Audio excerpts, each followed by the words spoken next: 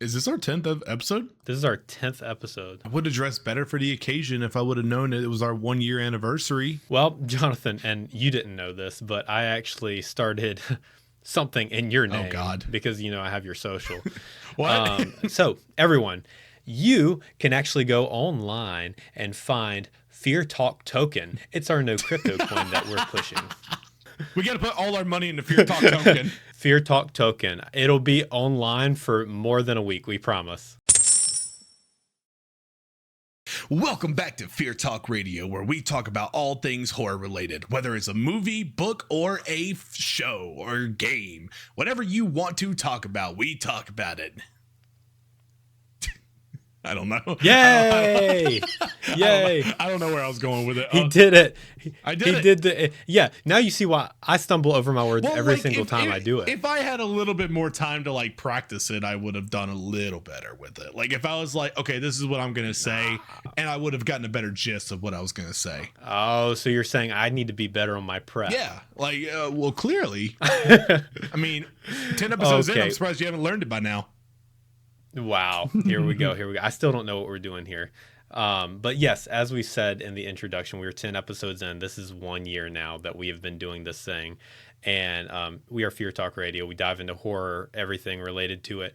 And yeah, I cannot believe that this has been consistent for 1 year, especially across multiple platforms, like releasing short form content where we get most of our interactions. And in regards to we've started up video essays on the channel. We've done reaction videos together. There's five solo videos on the channel, and then there's 10 podcasts with you and I on it. Oh yeah. And I just feel like that's much more than I thought I would do. I knew I made a commitment whenever we first started this 1 year ago, but I'm kind of happy with where it's gone. I definitely thought it was something that was going to definitely drop off very early on. It was we're going to maybe do 2 or 3 episodes and then be done.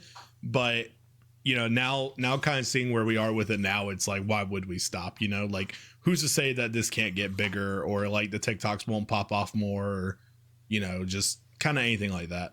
When it's I feel like we've only become more and more serious about certain aspects of it. And I've learned so much in regards to just making content. And so it's so much fun. And it's so passion driven that I just don't want to stop. Yeah. So, and I've also learned more about you. We've talked so much this year. I was about to say this is, I think we said this on the New Year's one where we were I definitely...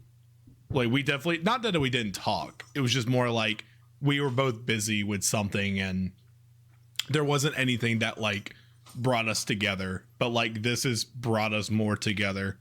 Especially because we used to live in the same town and we never saw each other. I mean, literally last time I was passing through for a day, we made the effort to see each other. When we were roommates, we never really saw each other. We saw each other, but we didn't hang out because we lived together. Yeah, and now we live 9 to 10 hours away from each other, and we talk more than we ever have. So it's kind of cool. Before we get too far in, have I talked about my? I just see them playing in the back right now. Have we talked about my new cat that we have? No. Okay. I don't think we haven't done one since you've gotten them. If you can't tell, we have 2 litter boxes in here now. I'm sorry for everybody who is so offended and disgusted by that. I'm not gonna grab him right now, but this right here. I'm gonna kind of point at them. This is my older cat, who we've had forever, and this is our new kitten, who is 5 months old now. I think we was 4 when we got him, so we got him about a month ago. Very cute guy, very energetic, and he's honestly we were very worried that our cats were not gonna get along. As you can see, they're definitely playing together right now, and they're having a good time, and. We are trying to get through. Momo, come here. Come here. Come here. I'm gonna grab him. Put him in the camera. Look at it. Look, that's my cat.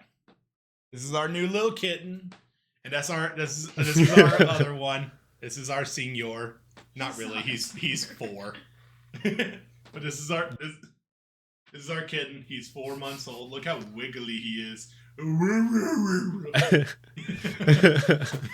Jonathan's got 2 new cats. I've started a new job, and that's kind of crazy. My life's kind of moving in different directions all over the place. It's kind of wild. And, you know, it's kind of fun also with this podcast that we've been able to see our lives kind of chronicled throughout 1 year, you know, because major life events we've updated throughout the podcast. So like, it's kind of like fun to see that as almost like a diary entry of like where we've been. Yeah.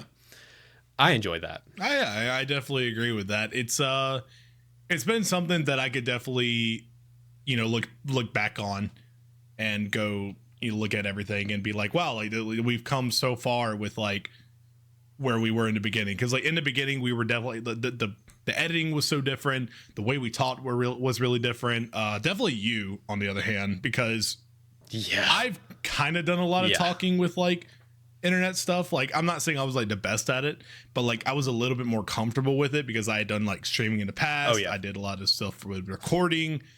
But yeah, I think like with you, I don't think you were really into that scene. You were really more like into behind the scenes kind of stuff. Like, cause you helped me with my channel a lot back in like 2017, 2018. And, definitely seeing you on camera now, like compared to how you were before versus now, it's like, it's a huge change. And like, it's something that I could say, like, you've definitely gotten a lot more comfortable and like, it's very noticeable for me. It's definitely something that I've seen change, and I still feel as though I'm trying to figure out my voice online. It's hard because it's like it's a different way that you approach it, and no matter what, you're never going to be truly like who you are in private because that's just not interesting. So like figuring out what your voice is online is like it's something, but like what's comfortable for you. Initially, for what I was trying to present in the first podcast we had a year ago was like slightly awkward.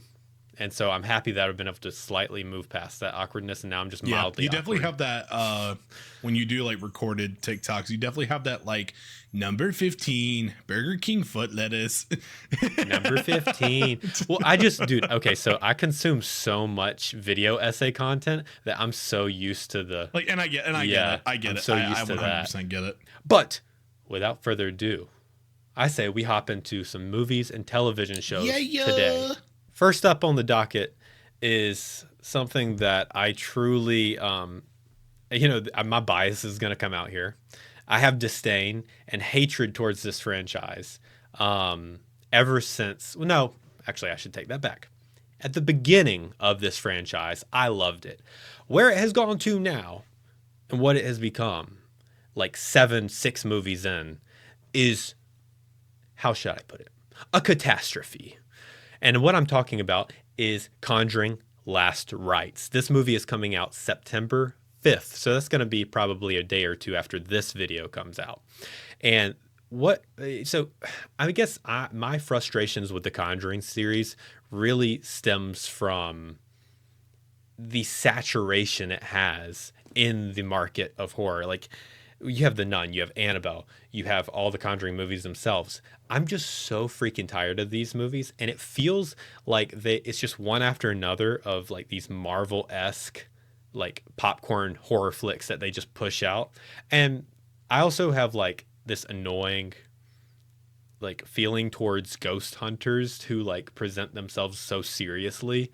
Like Ed and Lorraine, who are the people who basically go in and do these Conjuring films. And they're real people. These films are loosely based off of real life events that took place in their like findings all over the world.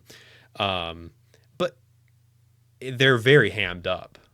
And on top of it, it just kind of annoys me because it's like presented in such a way that like makes it out to be more serious than it actually is. I don't know. This is like the one series in the horror world that I truly dislike. I get you on that. I have never really delved deep into the Conjuring movies. I think I've seen the first one. It was very, very long time ago. I haven't seen it recently. I probably need a refresher on it.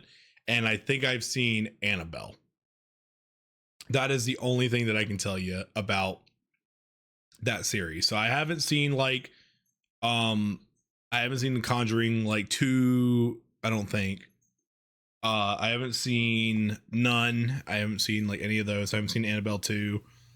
So I'm pretty lost on where the story has gone and where it's taking place now, because I feel like you could put it like as like it's like an MCU kind of thing where it's like you could either watch it chronologically or you could watch it on how it released. And like I don't know if watching it chronologically will still make sense, but I don't know. It's not really something that I'm like dying to do to like watch them, but like, I do want to watch them. I do want to like watch them in at some point, but I'm not going to go out of my way and watch the new movie when I haven't even seen the others. So this won't be a movie that I'm going to go see. It's not something I'm going to go out of my way and watch because I haven't watched the other ones. So I don't care for it. And I feel like it's very saturated at this point. I was actually incorrect. This is not the 6th film. It's like the 9th franchise. Yeah. This is the like, 9th. It's the 9th. And it's the final one in this Conjuring universe that they've created. It's way too many. Way too many. And I mean, they've released these quite quickly because I think the first one came out in like 2012 or 2013, something like that. Which I watched the first one and I remember mildly enjoying it as like a kid. It was like fine. I was like, oh, this was like a fun flick. Like the Paranormal Activity movies were so much better. So much better. And you think Paranormal Activity was better? I really enjoyed the first few Paranormal Activities. I think the first 2 were good. Yeah. I cannot even remember 3 or 4, but I remember I just binged them one night. I remember 4 has one of those stupid ass jump scares that's like has like a face filter on someone at the end. I don't know. I feel like Paranormal Activity kind of follows the same set of like rules that it goes by where it's like something happens and then they record it and then like something happens on like the last night, like towards like the 3rd act of the movie, and then like big jump scare happens right at the end, and then that's it. And then the guy with the camera falls or the camera whatever. Yeah. That's usually how it always goes down. I'm not really a big fan of those. It's definitely cookie cutter. And I think there's this bigger conversation that I've actually wanted to bring up on the podcast that I've been thinking about a lot this past month, is that like I feel like as of late we've been like so spoiled on horror. Like this past year especially has been ridiculous for the horror films that have come out and like the amount of like true like artistry that we've seen in these movies, because I think for a long time, especially in the early 2000s, horror wasn't really this thing that was like it was like the slasher films, and it was like these shitty like 2000s movies that were it kind of cringy on some level and kind of like might I use the word again, hammy. I mean, and I think that's why back in the day I was drawn to movies like The Hills Have Eyes. That was a big one I loved because I felt like it was kind of like provocative, and it didn't feel like it fit the mold that other horror movies were kind of falling into. Because it's kind of what Texas Chainsaw Massacre did too. Yeah, I completely agree too to that. And I think that's what Blair Witch did as well. And all these movies have like stood the test of time moving forward. But with this movie, Conjuring Last Rites, I guess I have to give some information on it. This is just the final paranormal investigation where it seems like everything is coalescing from all of their like movies, like the Annabelle doll, you see it in the trailer, the Nun, you see it. They're all just coming together to a big event of Conjuring the Last Rites. That's what we're getting here. If the movie doesn't have a scene where the Annabelle, the Nun, and the ghost from Conjuring come together, and the Conjuring is like, Annabelle, you go left, Nun, you go right, and Ghost of Conjuring House, you just do you, buddy. Together, we are Conjuring. It just shows like Sam and Colby just passing by. It's like, you got this. And for some reason, Sam is crying again.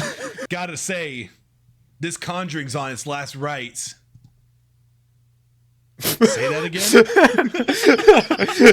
Yeah, that's all I had to say about that stupid movie. I don't care for it. I'm not gonna watch it. No one cares. If you're gonna go watch it, like, what do you? Yeah. I don't know anybody who is like, I'm so hyped for the last Conjuring movie, dude. Like, let's go. It's gonna be like Endgame. I don't care enough. I don't think anybody can. I think the Minecraft movie was more hyped. For sure. For sure. I actually have a movie series that I could talk about. we've actually have been watching the Final Destination movies. In lead up to Bloodline, which is the newest one. We have seen all of them except 5 in the new one, which is now 6. And I will say that the first 2 Final Destinations are good. They're not great movies. They're like pretty fun watches. The third one was all right. Like if I had to rank them, I'd say the first 2 were like a solid 6 out of 10. I'd say 3 was a 5 out of 10, which is an average movie. And then you get the 4, and 4 was like a 2 out of 10. That shit was ass. Like it was not a good movie. Like I remember the plot didn't make sense. Like the pacing was awful, and it just, I don't know, everything about it just didn't correlate. I don't know, it just didn't hit. Like I remember there were so many things I was just like, why are they doing this? Like this is stupid. Like the acting wasn't good, the CGI got worse. I don't know what the hell happened. And I don't remember much about 5. I remember like one or 2 like deaths from 5, but like they're not anything that I'm like gonna hit home about. I don't know. Yeah, I think they're fun movies. I definitely want to watch Bloodline and give my opinion on that, but I can't do it right now. That's like the only thing that I really have a lot of information about is the first 4. For anybody that wants to watch them, I think the first 2 are good, 3's all right, and 4 is ass. You just don't watch 4. Yeah, that's it. I cannot even remember which ones I've seen because I've seen some, but it's been so long ago. I wanted to say this too. I know we had. Well, this is kind of like a full circle moment because the first pod we ever did talked about Final Destination Bloodlines being produced, and so going back to that, I want to say, I mean, I wonder if, and I know we've talked about this with Final Destination, how it kind of is just the same old thing over and over and over again. I wonder if, like you were talking about from the first episode, they might break the cycle, learn how to break it, and get kind of deeper into that world of like figuring out like you said before, why? Because they always die. Like everyone always dies. I think there was like one survivor, and I don't even know if she was still alive or not. And she was from the first movie, but she was alive in the second movie, and we haven't seen her since. Yeah. But everyone ends up they always end up dying in the end. So I don't think there's like any survivors from past Final Destination movies. I need to at least go back and watch the first one. Yeah, the first one does correlate with all of them. So like if you haven't seen the first one, like here's what you could do. Wait, what are the deaths in the first one? Now I can't remember. I know it's the plane crash because it's like flight like 434 or something like that. I don't remember what it was. And then I think the guy in the kitchen, his kitchen catches on fire. Dude, can I say this? I'm in a the teacher. Oh no, the teacher gets a knife through her fucking chest, like goes in the kitchen. No, the guy gets hung in the bathroom. The teacher gets a knife in her chest, and I think something about a train. I think something with a train, like someone gets hit by like a truck or something like that, or a bus. I'm in a hella controversial mood today, and I just want to say this about the Final Destination franchise. All they're good for is TikTok clips. All that these scenes are good for is throwing it in a TikTok clip and then throwing some music over it, like the man was on his way to work. There was a log truck in front of him. The log suddenly came back and smashed his head in. I think that's what these movies are good for. I hate TikToks that do that. I A know. little girl was in there on her way to school. Then all of a sudden, a big truck got fucking destroyed, and this cop like lost his fucking head to a log. I know. Cool. Did you see how devastated he was? Very devastated to lose his head. He said, "I have a headache." But there was something special about this man that nobody knew. Then all of a sudden, like that's a Raven, she comes back to reality right before the crash even happens. She starts seeing things that happen right before the crash, so she knows that the crash is going to happen. Before it could happen, she stops the cars right behind her, and everyone starts freaking out. Then all of a sudden, the cars start getting in a wreck, and then they all believe her. I'm more of a Corey in the house kind of guy. Shut up. Dude, my favorite episode of Corey in the House is when he accidentally gave Alaska back to the Russians, so he had to do a dance battle with the Russian president.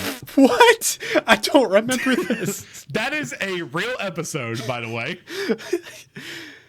That is a Are real you like episode. legit? Like, okay, I need to go back. I am so legit. Dude, what a good show. I promise you. That and Zeke and Luther. Are you like saying that was good? Yeah, I ate up some Zeke and Luther back in the day. I think we're remembering things differently. Dude, let's not get off topic. Let's not get off topic too quickly here. Your catchprise. Wait, we're getting off topic. Let's get you back have to on say it track like this, here. Jonathan. You have to say it like this. We're getting off topic. Can we move on? Hey, motherfucker, we're getting off topic. You need to hurry it up and get back on track because I'm on a time schedule. Hurry the fuck up. How about that? Okay? And you better cut this out. You better cut this out. Yes, sir. Yes, sir. Yes, sir. I promise I'll pay you 99% of the funds. 99? I wanted 100. Well, I gotta pay my little workers. You get my clout flakes. Buy yourself something pretty, darling. All right. Next movie Hurry up. is Return to Silent Hill. It's a new Silent Hill film that is coming out, and this is long awaited. I believe it is the third in the series of Silent Hill movies. You had the first in 2006, you had the second in 2012, and now you have the third, Return to Silent Hill, in 2026. January 23rd is whenever it's slated to come out.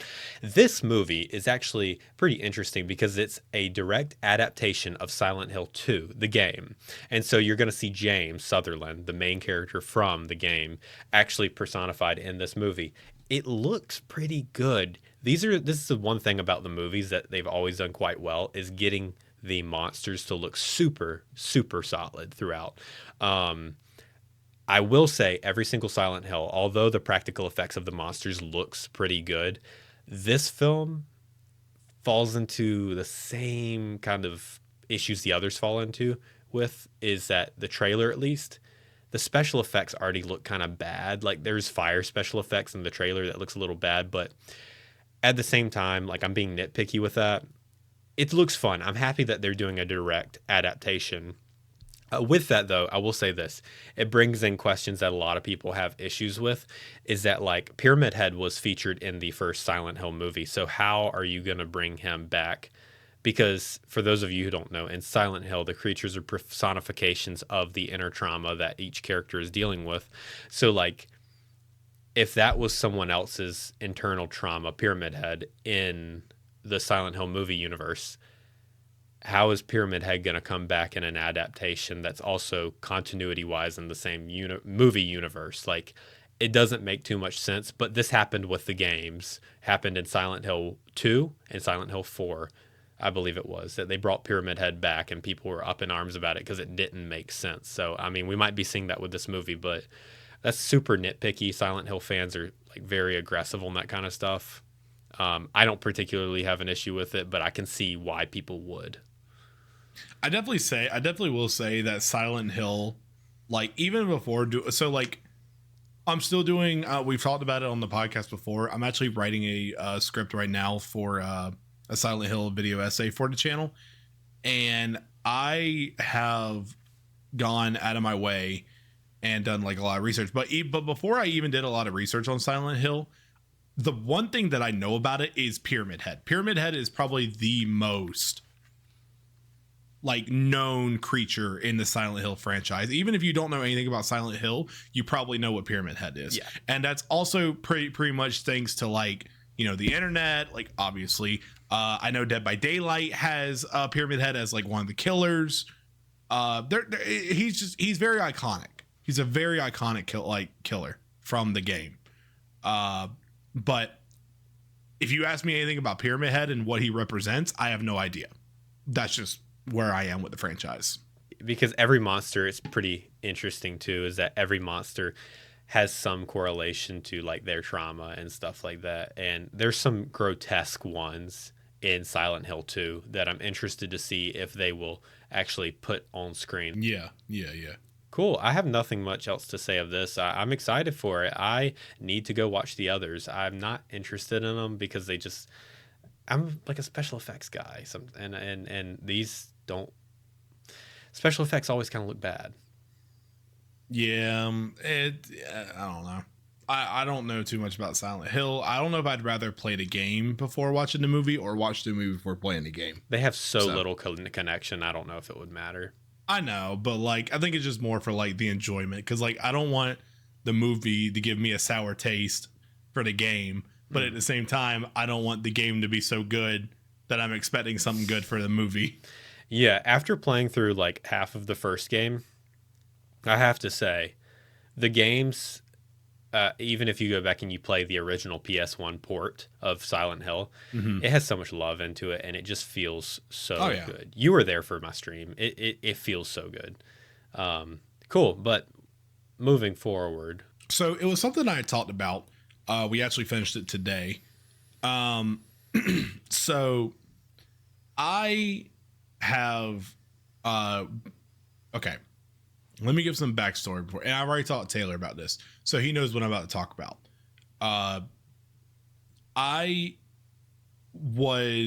There was this thing that always showed up on my TikTok feed, and I would see TikToks from it. I'd see clips from it. I'd see like a little funny moments from it. And I was like, I don't know what the hell this is. This looks like some like brain rot baby show. I didn't know what it was. I was like, but I mean, again, as we said last episode, and I've said it before in the past, I have a special place for anime in my heart, or like animation in my heart, not anime. I mean, anime, yeah, obviously I have a Straw Hat flag and a lot of anime collections and stuff like that. But that's besides the point. So I enjoy animation. Animations, some of my favorite films are animation. And I don't know what it is, but like I love the amount of work and details that go into animation, especially when it's done right. And I can appreciate it for what it is. And the show looked really good. Like the show, like animation style, like it looked really good. But I thought it was one of the shows that was just like, oh, this is like big baby brain rot. Like, what the hell is this? I don't know what the hell this is. The show is The Amazing Digital Circus. And the reason I want to bring this up on this channel is because the creators of the show have actually talked about before they actually released the show, they actually talked about wanting to release a show that had a lot more psychological horror for like young adults and teens. And I'm a young adult, and I was like, maybe I can enjoy that. I watched the first episode, not really knowing much about it. The first episode was all right, and I was like, this isn't like the animation quality that I had seen. Episode 2 definitely steps up the animation quality, and I think episode 2 is where I got more lured in. But episode 3 is definitely what caught my attention, because episode 3 actually is a horror episode, and it's actually really good. I think that was one of my favorite episodes. As soon as I got to that episode, I stopped watching it because I wanted my fiance to watch it with me. And it was one of those things that I had to be like, trust me, bro. Like it's good. And we actually ended up finishing it tonight, before we actually started the podcast again. And I will say it dives into a lot of serious topics, with like mental health issues, abuse, just loss. It deals with it goes into a lot of stuff, and also it has like that lore kind of aspect, and I think that's what's making it really popular, is that there's more happening behind the scenes. And you have your main guy, who I like to refer to him as like Bill Cipher. Do you know who Bill Cipher is, if I say that name? Wait, he's the Gravity Falls. Yes, he's from Gravity Falls. He is the Illuminati symbol from Gravity Falls. If for anybody who doesn't know who Bill Cipher is, great show, by the way. Really recommend Gravity Falls if you haven't seen it. It's very like lore into like, it's like where are we? How did we get here? What are we doing? And what's with like Kane, who's again the Bill Cipher of the show. There is like a lot happening with him. And they go a lot into like what happens when like basically the people who are there give up, and what happens to them, it's very hard to understand what's happening, what's going on, why are they there, and can they get out? Because there is like the first episode kind of dives into like the main character basically kind of finding a way out, but then kind of realizing there maybe isn't a way out. And there's something more to like where she ends up going, which is like the exit door. She ends up getting up into like an office kind of setting. And if we start looking into it, Kane, the Bill Cipher, is very interested with this place, because as we can see it as the show goes on that he's like looking at pictures of like this office place. So I'm wondering if it's like he's like an AI program to like keep these people trapped. There's more theories. I haven't looked into it much. But as the episode goes on, he gets like more and more like upset. Like he gets like more like, and he starts like breaking. So like when he starts freaking out, the whole world around starts like breaking. So it's like kind of freaky in a way. But the characters are some of the best parts of the show. Like the characters are really good. Jax, fuck you. I fucking hate Jax. I've only seen clips from the show and I already hate him. Not a good guy. The last episode that we just watched, very intense scene with Jax. I definitely do recommend it for anybody who likes animation and wants like a good like kind of story lore like kind of show. It's on Netflix. I didn't actually know this until after. The first 4 episodes are on Netflix, but if you want the other 2 episodes, they're on YouTube for free. Nice. You don't have to pay. They're right there. And also, the first episode has like 380 million views. Golly. It made like $2 million in profit. That's crazy. It's insane. I need to watch this show. You said it's on YouTube? It's on YouTube, yeah. Like literally all episodes are free on YouTube. Okay, after this, I'm watching that. But like Netflix did pick it up. And it's like, they're only like 30-minute episodes too. But it kind of, so like the 3rd episode I think is really good. I'm trying to think about how to say this without spoiling it for you. Cause like, do you want to let's talk about it on the next pod? We can maybe have a full like deep dive. Let's do that. Yeah. Because I'm going to watch it. You've kind of talked me into it. Yeah. I'm going to watch the amazing digital Circus and we'll talk about it next week. Yay. All right, so let's talk about some new games coming out in the horror world. There's a new one that I'm pretty excited for, and I wasn't excited whenever I initially heard it, but now I'm kind of excited because I've read more into it, and I think it's promising. It is the new Halloween game that is being developed by Ilphonic. This game looks a lot like the old Friday the 13th game that you and I used to really like, and we used to play the crap out of. Love that game. But the deal with this... What's it called? It's just called Halloween. And you can find it on Steam. You can find the listing. It's slated to release in 2026. What makes this game different? Well, the graphics actually look exactly the same as the Friday the 13th one from like 2014, which... take that as you will. That can be good and bad. I like it. It's kind of nostalgic for me, but that's a very niche. I love the shitty graphics. I love the shitty graphics, but this is cool too. The shitty graphics made it better. Because this isn't only just a co-op game. It's your let's get away, let's run away from Michael. One person's Michael, the rest are people. But there's also a story. There's a single player experience based off of the first game where you are Michael and you basically play through the first game as Michael. And that's a solo experience, which I think is pretty cool. That they're actually giving people who play alone and who don't have friends a way to play the game. I will say the reason I was a little trepidatious going into this is because the Texas Chainsaw Massacre game came out and we saw that was an astounding flop. And so it's just kind of like, I don't know. You can't, these games like, what's the name of it? Dead by Daylight has really like kind of screwed over the scene with these co-op horror games because I feel like it's the main thing. And I don't know. It's hard to branch away from that. And whenever Friday the 13th came out, Dead by Daylight was out, but it was so different and it felt so much better. It felt hard to get away from Jason. It felt like you were truly powerless. I mean, like even if you were good at the game, you could easily die by this dude. And so it's like I'm just hoping that what this is, and it's not like a buggy mess. But I think the bugs is what made it so much fun. Oh, that one was yeah. The Jason game with like the Friday the 13th game, like the bugs, the like if like to anybody who has been on my channel for a long time, I've posted Friday the 13th stuff, and I absolutely love the hell out of that game. I think it's one of my favorite co-op. I think it's so much better than Dead by Daylight. Dead by Daylight is such a bad game. What a shitty game. Such a bad game, bro. What a bad game.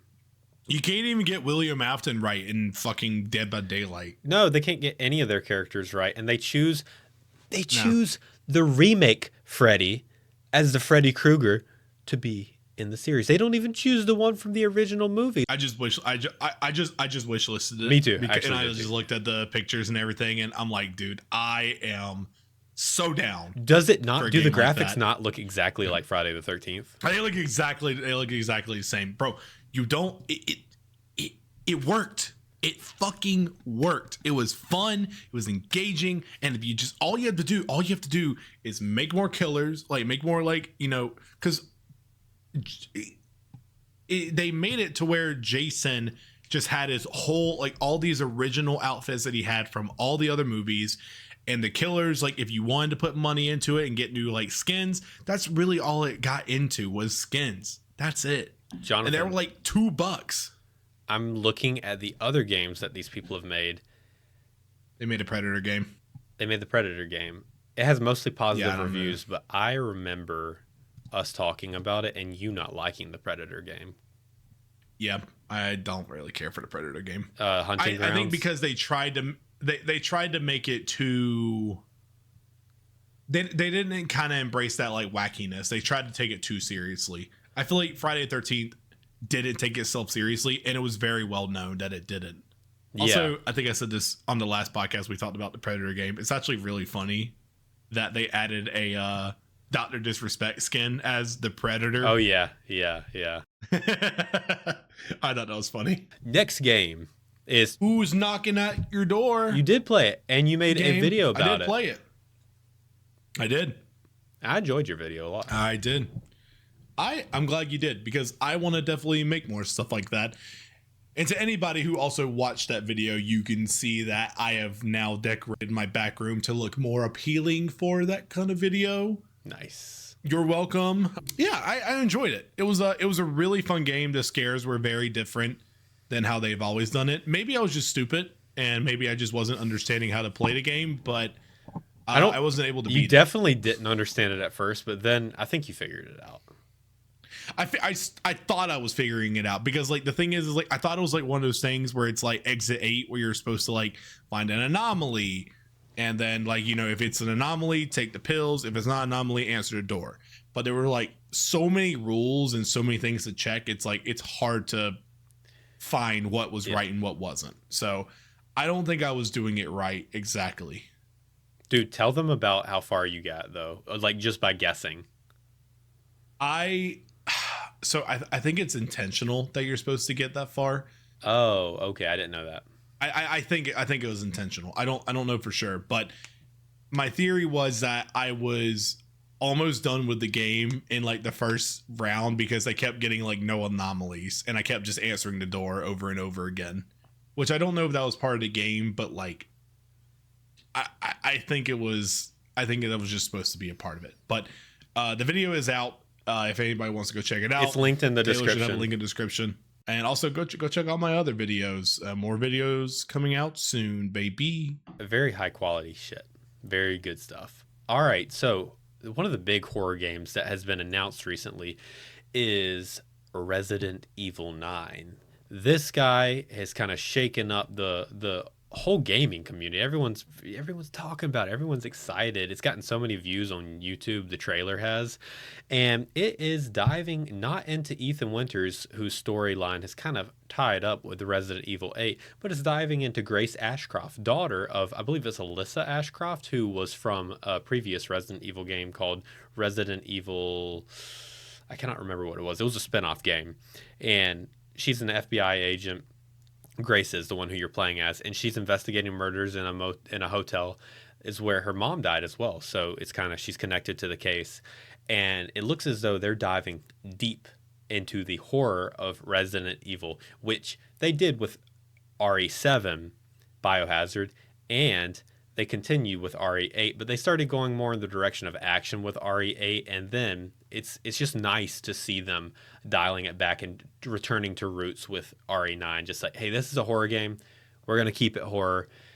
I'm super excited for this game. I think that the Stalker creature, which I don't know how long it will be in the game, but it's this big figure, like this big I don't even know what to call it. It looks like a bug monster lady of some sorts that follows Grace around.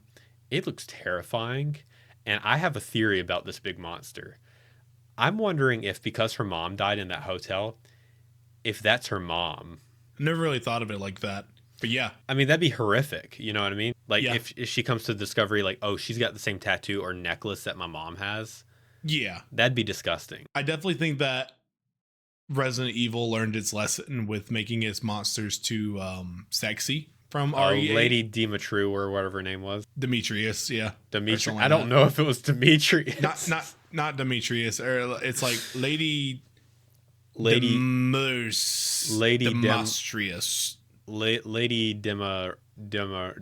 Democrat. All right. Anyways, yeah. And then Heisenberg was good looking too. Heisenberg was where they really got into the action. Good looking guy. I will say there was like a few scary parts for Resident Evil 8. The basement with the baby was a little scary. Oh shit, dude! I totally forgot about that. That was probably scarier than anything. But it's such a small part of the game though. Like I think I got out of it in like 20 minutes. Yeah.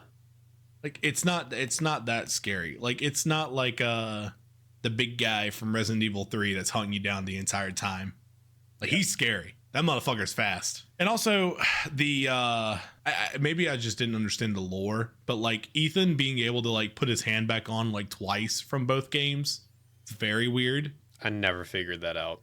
I don't get how that works. So like maybe it's just something I'm lost on. Don't know, but I thought it was funny. Yeah, I never figured that out.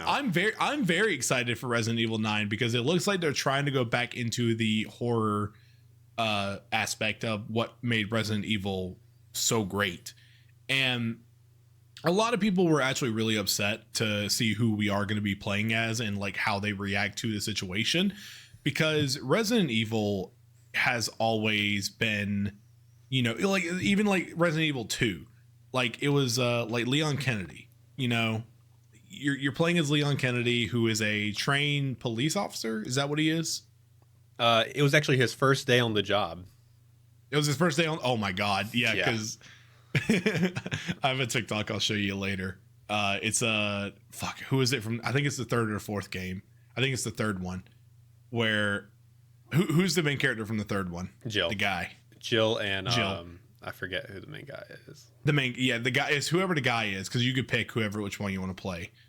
The guy is like, he like looks at the sign. It's like he sees the welcome sign from Leon, and he's like, yeah, welcome Leon, bet you had a kick-ass first day.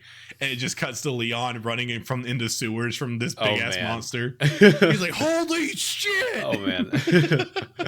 Yeah, no, that's how it is. Like but Leon Kennedy was definitely a like, you know, they're trained in that kind of profession, so like, you know, they have the skills necessary to be able to be calm and more efficient in, you know, like what to do with like guns and all that stuff. And people were very upset to hear when they saw that the main character is running and crying from the big monster that is chasing her. And they're like, why is she not doing backflips for no apparent reason and shooting things?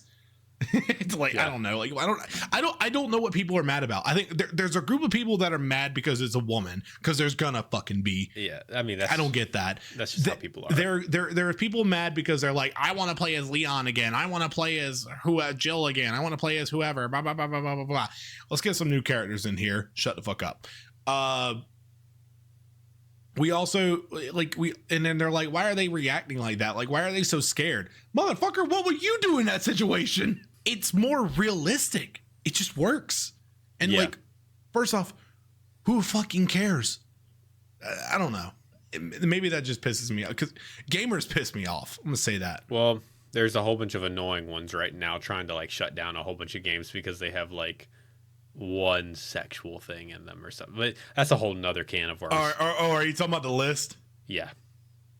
Yeah, that's like either green, yellow, or red. Yeah, it's so like, silly. It's so silly. I've seen people going through the list of games, and it's like, for some reason, like Sonic is like a part of the games that's like woke. Like, let art be art. Dude, I wanted to say, with Leon in Silent Hill 2, he actually comes in and you are able to do less maneuvers and whatnot than you are in Resident Evil 4. And this has a practical purpose. And it's because after Resident Evil 2, the town is destroyed. Leon escapes. And what happens is that the government is like, you killed it. You were really good. You don't have a choice. You're joining our task force. So they take him and they force him to be in their ranks and train and whatnot. That's why in Resident Evil 4 and not 2, you see him doing all of these backflips and kind of like crazy maneuvers, and he's like a force to be reckoned with. It's because he's been in like training. Backflips are so unnecessary. Yeah, dude. And then like, dude, okay, you don't know this because you didn't play it, but Resident Evil 5, there's this amazing scene where Chris Redfield, the main character, he's punching a boulder and he just punches it off a cliff. And it's like a quick time, so you have to press F a whole bunch. It's like, oh man, do you have anything else to say about 9? I'm very excited about it. I think it's gonna be a fun game. I definitely think it's gonna be a new change of pace for the Resident Evil games. I think it's kind of the way Silent Hill is going with F. I think that a lot of people are seeing. I think a lot of game developers are kind of now noticing that like gamers want that old feeling of like the older horror games with, you know, all their games. And I definitely and I think that's definitely why Alien Isolation 2 is now becoming more prevalent than ever, because again, I'm the kind of person where it's like I love the Alien franchise, one of my favorite horror franchise. The Alien Isolation is one of my favorite horror games, and the other Alien games just don't really appeal to me because it just feels like they're like too guns blazing, too just like action packed, and it's like I want more of that horror aspect of it.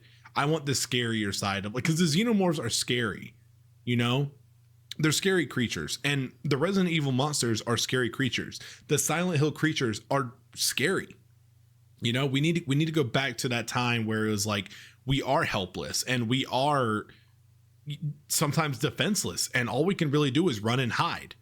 And how do you escape a situation like that? And I think that's what the games need to try to answer now, is how do we get out of those situations? And that's up to the player to make, you know, instead of just being like, I got my gun and I started blasting, like, you know, like it's not fun, you know. At some point that's going to get repetitive and boring, you know. And I love a good monster that learns about where you hide, so you can't just keep using that same tactic over and over again. I completely agree. Sorry, I had to do that because I saw you putting your thumb up like that, and I was like, he's gonna say something fucking stupid. No, I did that because you just made such a good clip for me. That was a really good clip. And I was like, I have to end the clip really good with my face. Cool. All right, dude. There are definitely people out there who definitely think that we fake our clips, but that was just me rambling. No, I was like, this is a clip. Oh my god. Okay, are you ready for doing it? He's doing that thing where he talks too much again. He's talking again.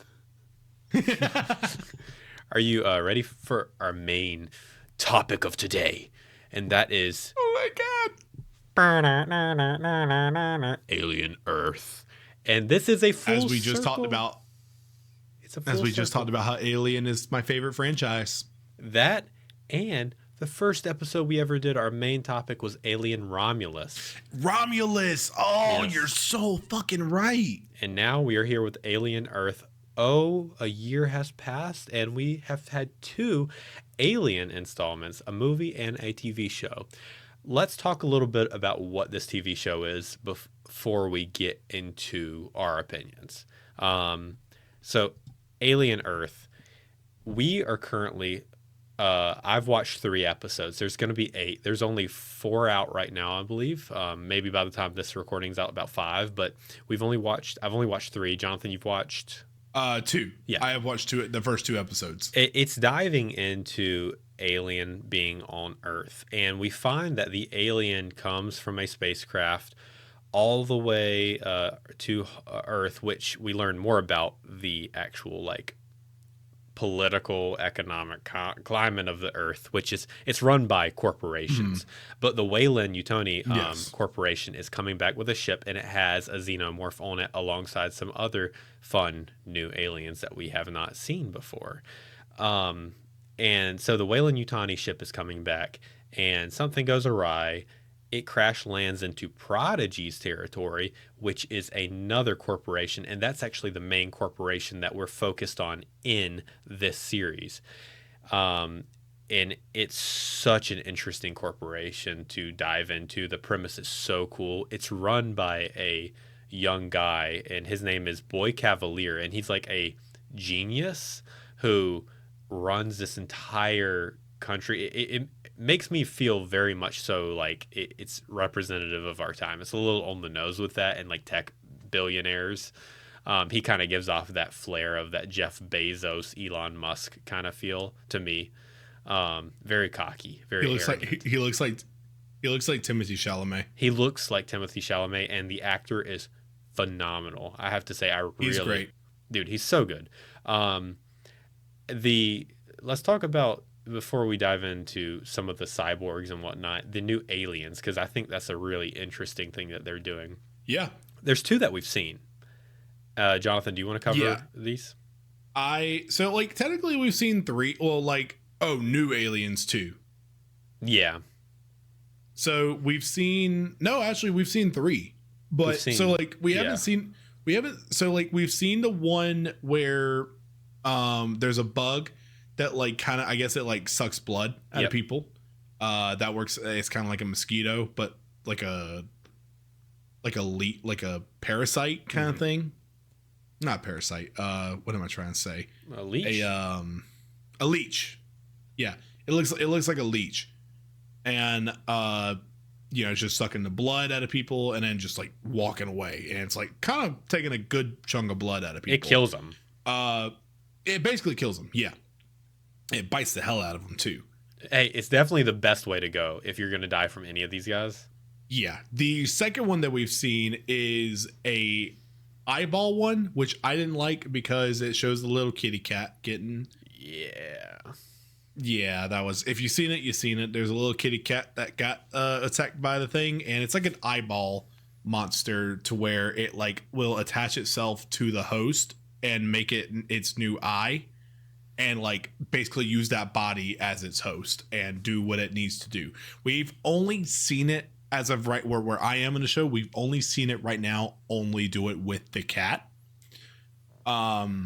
which is very scary because this kind of can go back to my whole thing that I said last time we talked about Alien Earth, and I said like, what if it got into other animals like a rhinoceros or something? That'd be fucking sick. Alien is rhinoceros. Alien rhinoceros.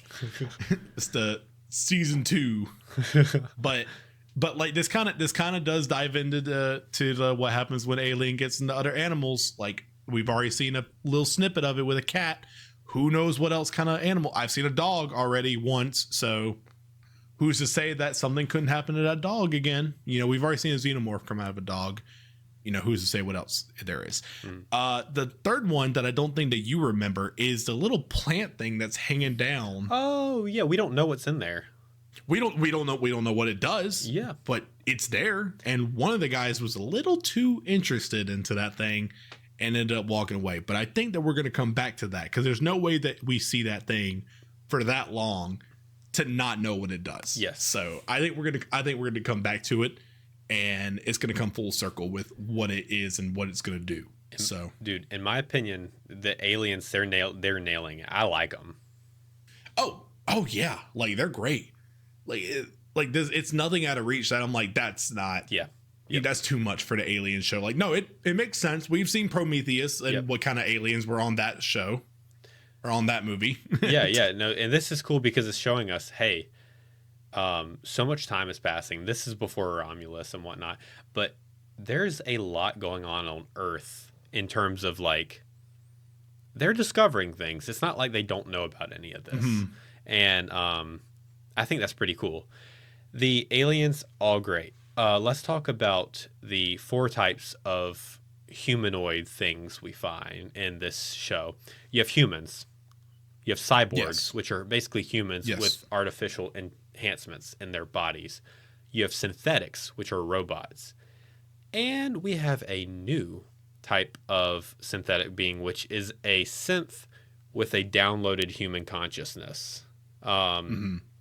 This is the new type of being that they have, and it's kind of interesting. It's a very big like ethical conundrum you kind of run into with this new type of synthetic being, because it's like, to me at least, it makes me think, at what point, are you human anymore? Are you not human anymore? That's kind of what it seems as though the show's grappling with, and they've lost their emotion, but they're able to physically and mentally do so much. In the 3rd episode, one girl says, I learned all French in a day.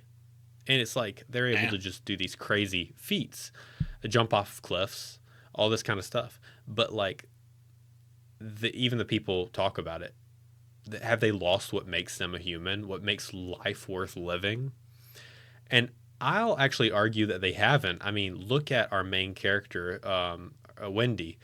She loves her brother so much, and she does everything for her brother. I don't think she's lost that love, that emotion and whatnot. Maybe she doesn't express it in the same way she used to, but it seems as though she's still her. But I definitely think that they have, because they say that we have taken away the one thing that we thought that we couldn't cure, which was death.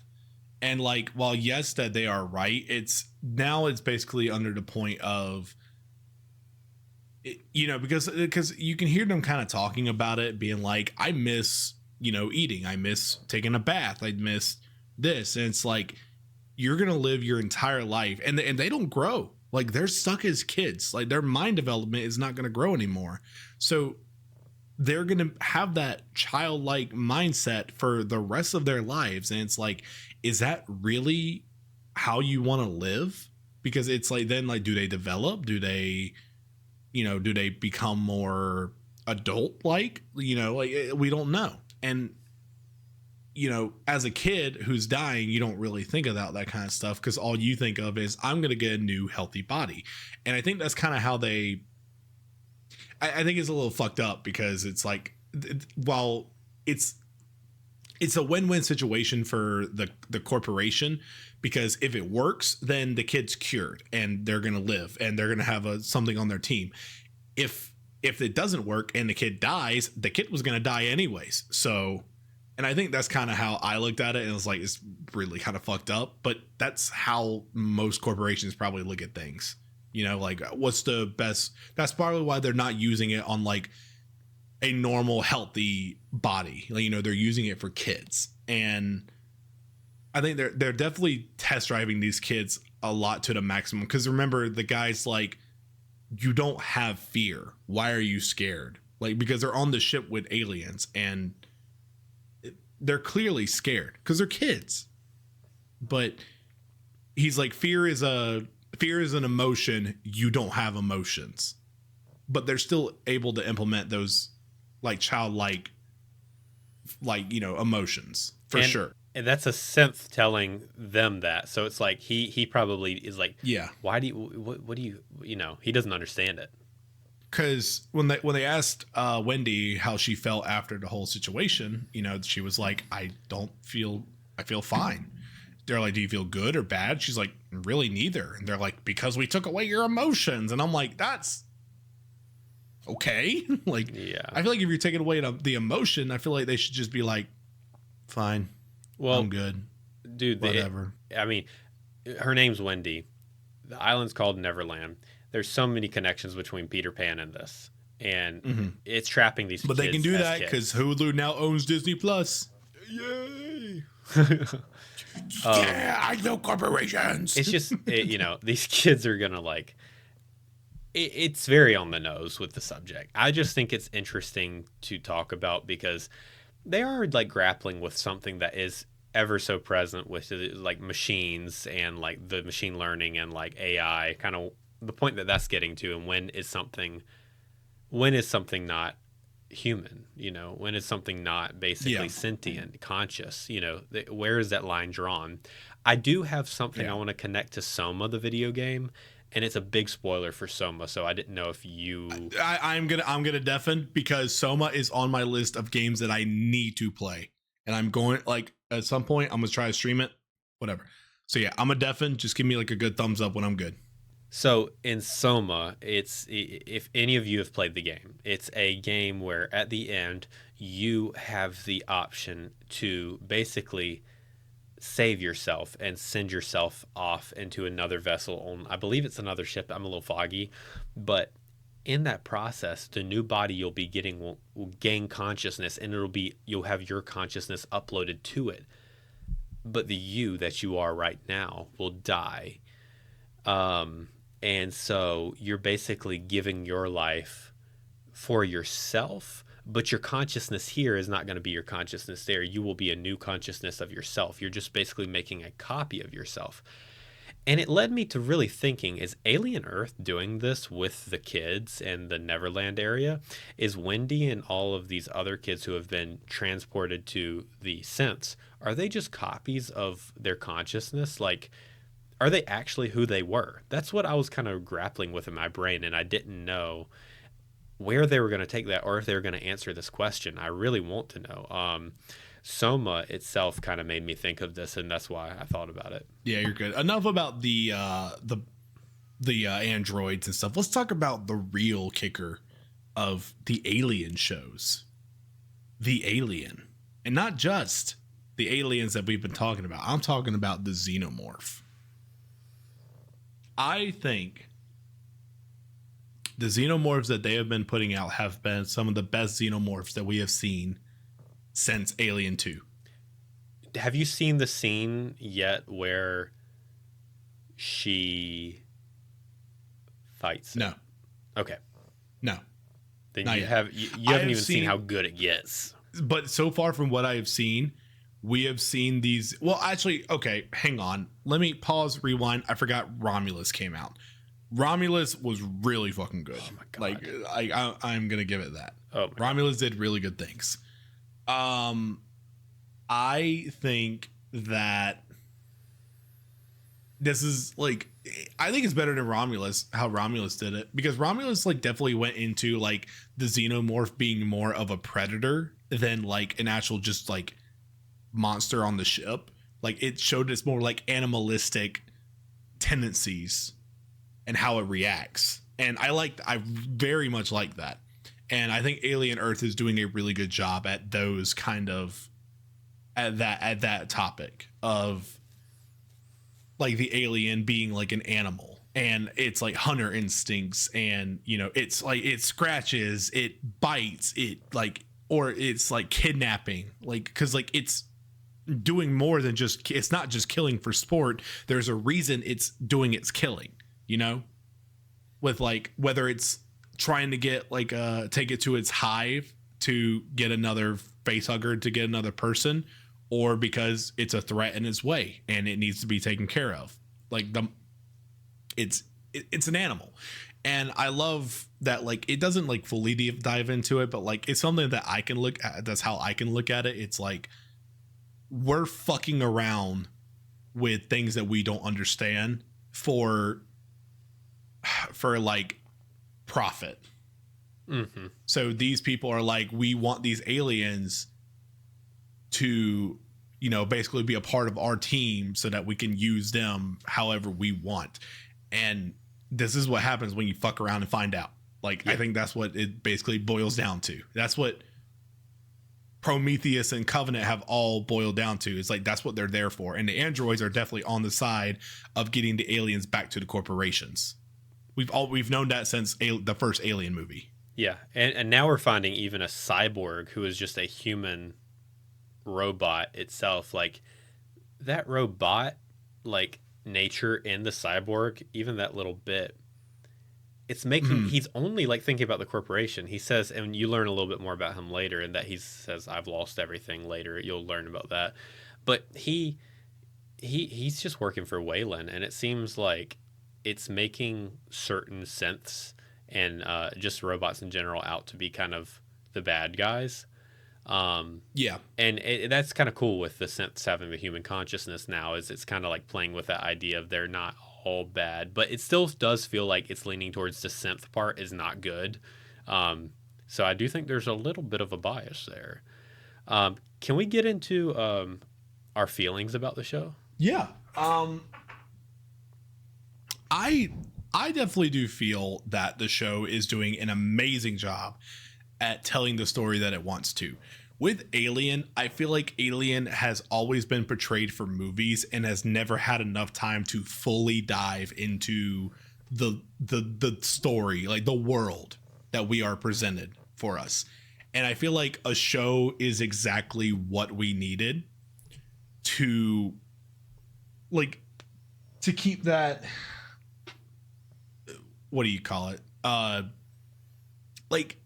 It's doing what Star Wars was able to do in 3 movies. It's like it's the movies, like it's creating the universe, it's world building. Because I couldn't imagine this being a movie and doing the amount of storytelling it is done in 2 hours. Yeah. Even if it was a 3-hour movie, I don't think it could have done what it's done so far. Mm-hmm. Because the pacing, I will say, the pacing is a little. That's one of my notes, is I don't like the pacing. The pacing's a little off. It is, but it does make a little sense, I will say. Like, it doesn't feel a little dragged out because they want to make the full length of an episode sometimes. But I do think that if they were to implement this as a movie, I think that we wouldn't have fully understood the story aspect of it, you know, or understood the connections between like Wendy and her brother. You know, I feel like they would have glossed over that very quickly. I don't know if it was just me, but like when Wendy and her brother were going to, like, when like he realized that was his sister, and like he started asking her questions and she was answering them, and like he like goes in for a hug. Why does it look like he was like about to kiss her? I didn't like that. Yeah, no, but he just went in for a hug. Like, I think that's all it was. So here's what I think. So you actually, like, I don't disagree with anything you said at all. I do not think this is a good show. You don't think it's a good show so far? I don't think it's a good show. I think that, damn, but I like it. And the only reason I really like it is because the story is so strong. It's right. It's like the what do you lore not like and the about it, stories. Okay, so the pacing one. I think the pacing is the pacing is bad. The pacing is a little bad. And I get really bored. I agree with it. But another thing I don't like is the editing. Oh my God. Okay. Whenever the alien the xenomorph first came in, it was like it felt so. It's like, am I supposed to stand up? You don't like the applaud? Camera shots? No, it's so. You don't bad. like the camera shots of like the aliens POV? Yeah, it's so dumb. It was a little tacky. It was a little tacky and overdrawn. It feels very like that 2012 FX TV show. But is that's enough to make you say that the show's not good, or like not good, but like you don't like it? So whenever I think about these two things of like, I guess it's only the visuals that I truly dislike, and it kind of tells me something about who I am as a person, is that I do like the show and I'm going to finish it, but like for a movie, I need more than a good story to latch me in, because this story is like the reason I'm going to finish it is because it's top notch. I think it's really good storytelling, albeit you haven't seen the episode yet. I think that there's one stupid thing that I'm like, this feels like it's just pushing the story forward.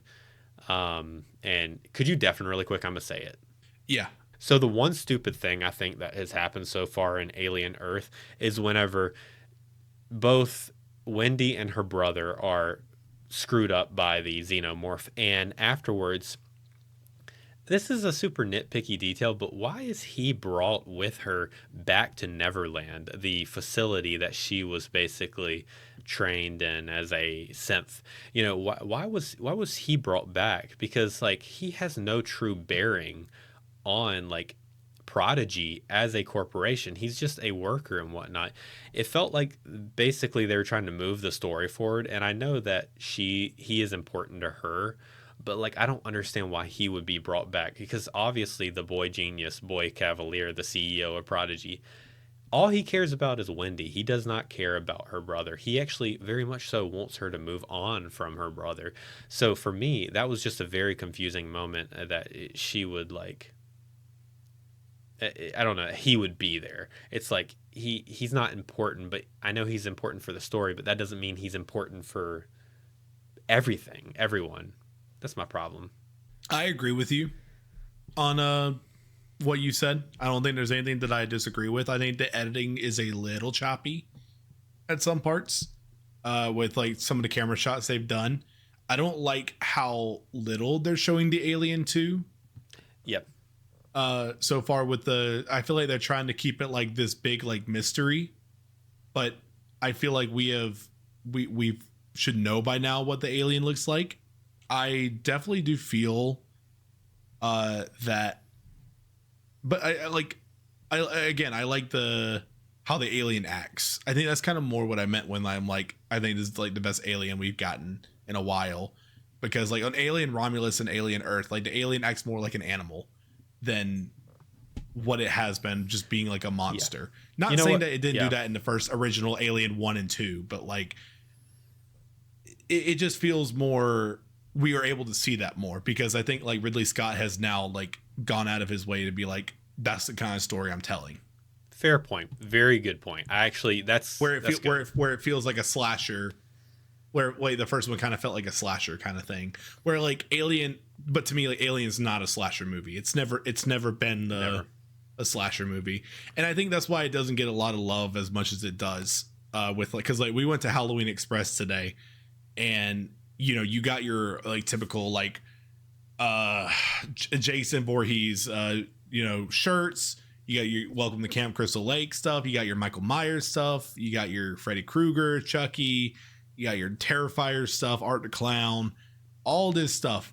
The one thing I never see is alien stuff. I see Mars Attack more than I see fucking alien shit. Yeah. And that pisses me off. I think we need more alien love in the Spirit Halloweens or Halloween Express, whichever one you go to.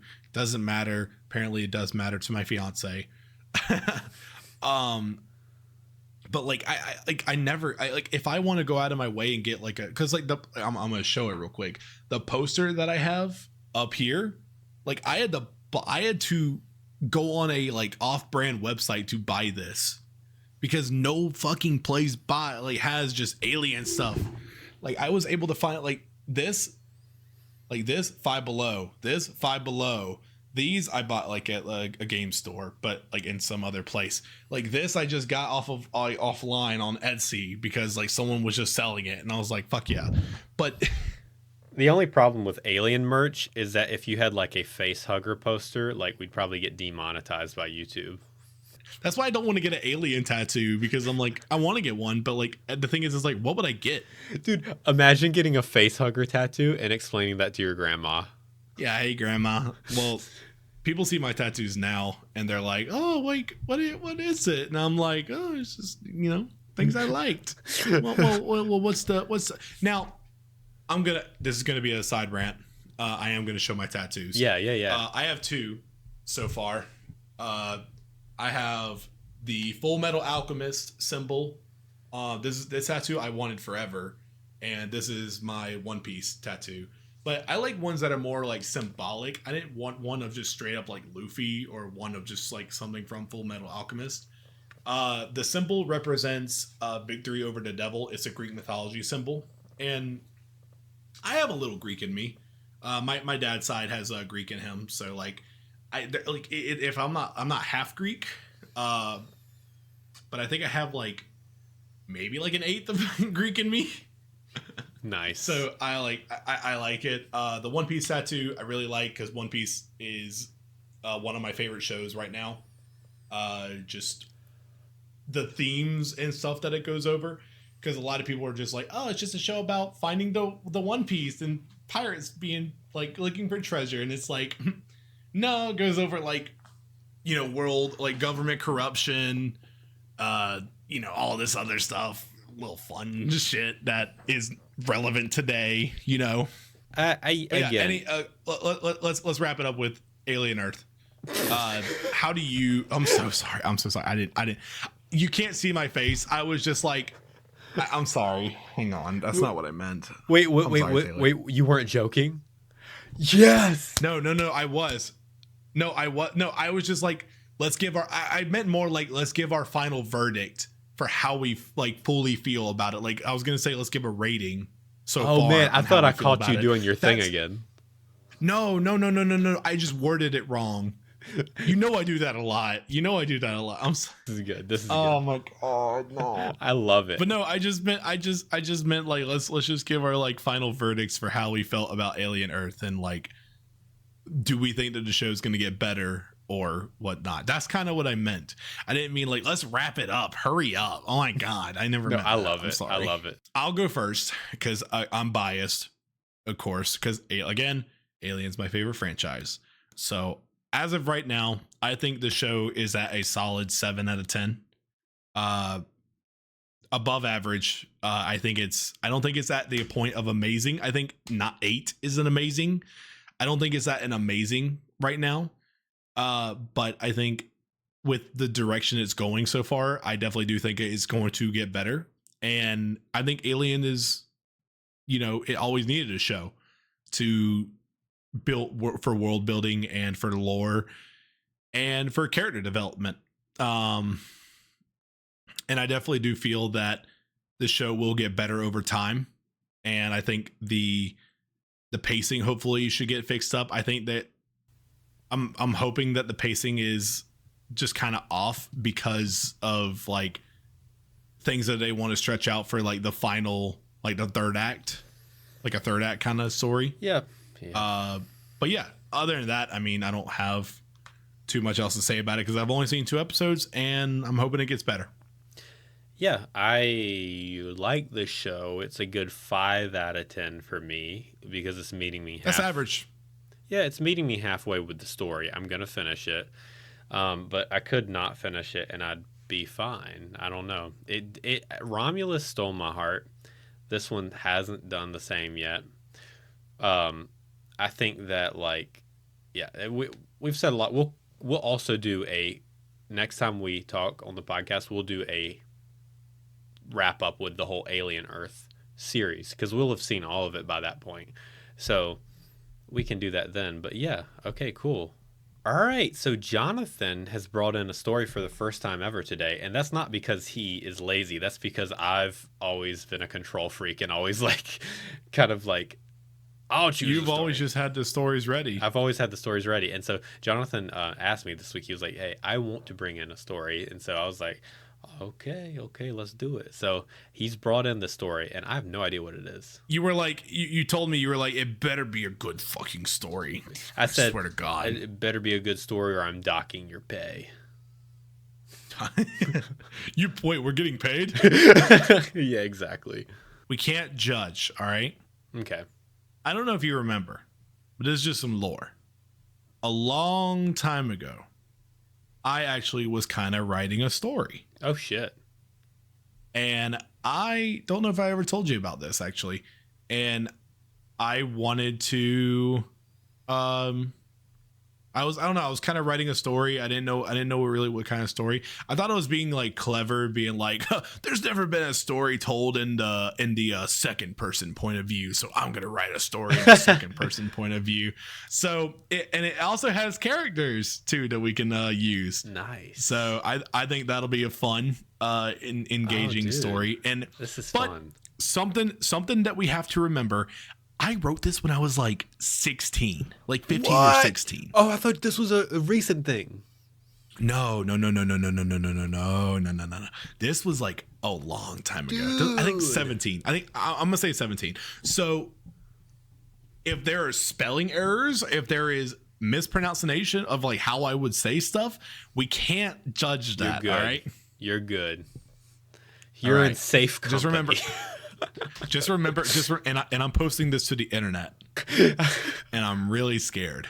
So I'm gonna do the narration for this one. Okay. You want me to read it, right? No, I'm gonna do the reading for like the narration, because I know how it's supposed to be read, so I'm gonna do that. Gotcha. And you can be the characters. I'll be whoever character you want. I could be here. I'll do this. I'll be Amanda, because Amanda is also the like Amanda is telling the story, right? So I'm gonna be Amanda. You can be all the other characters. All right. Okay, let's do it. So I wrote this story. No judgment from anybody. Don't come after me. Please enjoy. The story is called Hagabin. My name is Amanda. For my whole life, I was told that monsters were our worst enemies, that they tried to do terrible things, like killing. First off, to a great start. Like killing. The bad things. Monsters kill. That's the scary part about them. That's a bad thing about them. Like, people don't kill. For my whole life, I've been so scared of the monsters. People always told me that monsters were in your closet or under your bed. But I'm here to tell you that everything that we were told was a lie. You don't have to believe me, but please just listen. This is how my story starts. But first, let me take you to why the world is the way it is. A long time ago, monsters and humans lived together in peace. Everything was great, until some people didn't like the idea of humans and monsters living together. These people called themselves the MDT. Don't ask me what the MDT stands for, because I just made it up. You know, I'm guessing that you probably knew back in the day, but like I think I had an idea. Yeah. But I definitely don't remember what it is now. That they would do anything to get rid of all the monsters, no matter who they hurt. The MTD started riots, breaking into stores, and even killing innocent people. Everyone was so scared, and they wanted to stop the madness. But the only way to do that was to make all the monsters leave. A scientist named Dr. Jones... a scientist named Dr. Jones created a device that teleported anything. It was tested on different objects, but no one ever saw those objects ever again.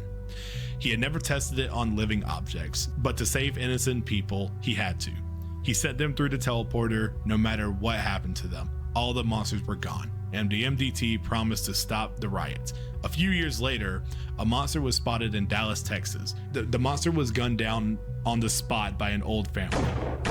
Dr. Jones was very surprised to see another monster from so long ago. He decided to have one person be teleported through the teleporter and find out where they arrived. Sorry, this is written so badly on my part. Sure, good. He decided to have one person be transported through the teleporter and find out where they arrived and how they got back to our home. That's where I come in. I was a student in Dr. Jones's class. And then this kind of goes into like the second person, and like it's kind of like what Amanda sees. Dr. Jones' labs was filled with big machines. Dr. Jones takes you to his teleporter and to start your mission. And then so this is where you would start. Amanda, are you sure you want to do this? Because if you do, you may never return. I can handle myself. Besides, I've made it this far on my own after, well, you know. Well, do you think you'll be okay with your art? I'd say I'll be fine.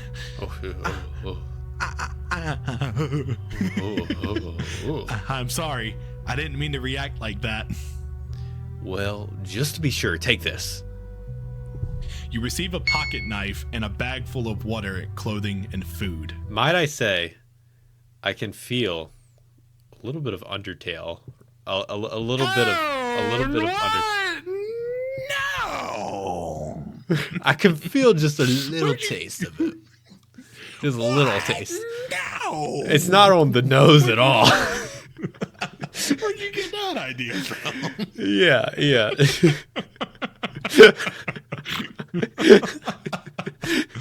I was like, I wonder how long it's gonna take them to pick up. No, the MDT's monsters thing, I figured it out. Yeah, I don't know. Yeah. I don't know. Anyways.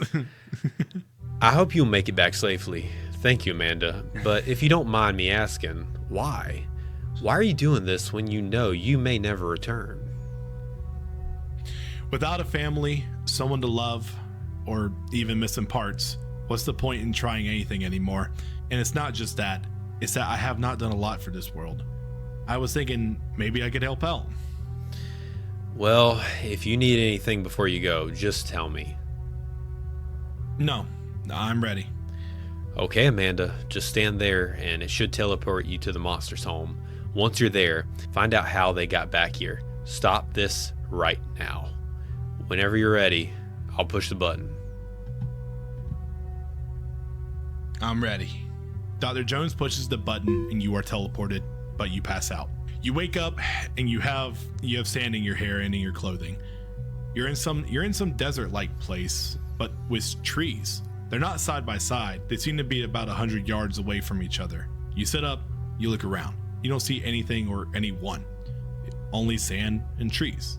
In the distance, you see a shadow-like figure of a house not too far away. You start walking towards the house. As you get closer, your heart starts beating faster and faster. You turn around quickly as if you're being followed, but no one's there. You get close enough to see the house a lot better. The house is red with a black roof, and the house is 2 stories, but it's very skinny. You think that there will be someone there that will help you, but you remember something. You're here with monsters. You think to yourself, what if the stories are true? That the monsters are nothing but blood-killing creatures that kill everyone and everything they see. But you had to risk it. You start seeing movement near the house, 2 little figures running around a tree as if they were playing. You call out to them. Hey, can you help me? I'm lost. The 2 figures seemed to be playing has stopped and ran inside. You could hear them screaming. Daddy, help, it's them! The Hill King! When they ran inside, you saw a big, hairy-like creature come outside. You lay down on the hot sand to hide from the creature. Your heart starts beating faster. The creature starts yelling in a calm-like voice. Who's out there? Come on out. Please, take anything you want, but please don't take my kids. He seems to be using a long stick as a weapon. You don't know what to do, but before you could think of something, he spots you. I see you there. There's no reason to hide. Come on out. The calm voice seems... Yeah, that's your calm voice. That was not a calm... I see you there. There's no reason to hide. Come on out. The calm voice seems to make you feel a lot better about the situation. You start to get up and start walking towards the creature. It's okay now. I'm not going to hurt you. You're going to be He sees what you are as you approach him. You're a human? His calm voice changed quickly.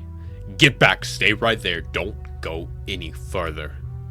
He starts walking towards you with his hand fisted into a ball. Your heart starts beating faster than ever before. You think about running, but you're too shocked to move right now. His shadow crawls up your skin and your body freezes. Your heart beats much faster. Eventually, you pass out. End of chapter 1. You know what I'm imagining this guy is? He like what? He gives off major Arthur, like Arthur, is that how you say Arthur vibes, like, you know, the TV show? Okay. Yeah. Like the fist, like by his side. Oh yeah. Yeah. That's what. Stay back. My friend Baxter will be here soon. My friend Baxter will be here. Oh, Arthur, how are you doing today? Just for anyone who wants to know, there's 3 chapters, so we're not going to go too far into this because it never got finished. But I just remember writing this. So if anyone's looking for a conclusion to the story and wants to know more, sorry, so sad. An unfinished symphony, if you will. Yes.